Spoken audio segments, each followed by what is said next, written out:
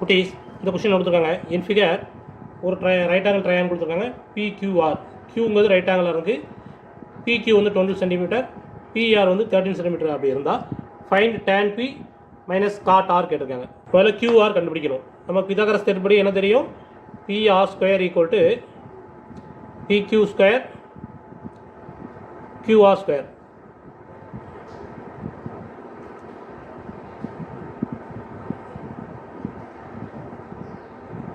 Pythagoras theorem PR square equal to PQ square plus QR square. அப்போ நமக்கு PR square தெரியும் 13 square, PQ square 12 தெரியும், QR square நமக்கு தெரியாது.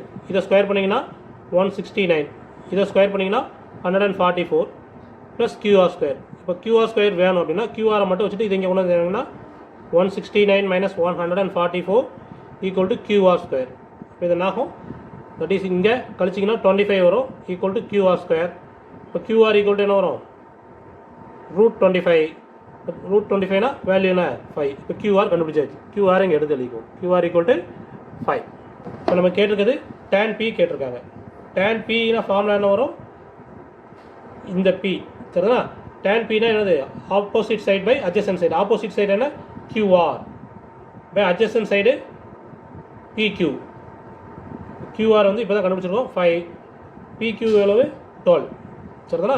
அடுத்து நமக்கு என்ன கேட்டிருக்காங்க? cot R கேட்டிருக்காங்க. cot R, Rங்கிறது இங்கே இருக்குது. அதுக்கு cot R என்னது? Adjacent side by opposite side. Adjacent side என்ன? QR. ஆப்போசிட் சைடு வந்து PQ. QR ஈக்குவல் கண்டுபிடிச்சிருக்கோம் 5. PQ வந்து 12. இப்போ நம்ம கேட்டிருக்கிறது வந்து tan P minus cot R. tan P equal to 5/12, cot R இருக்கிறது 5/12. ரெண்டு சேமாக இருக்குது. சப்ராக்ட் பண்ணும்போது என்ன ஆயிரும்? 0.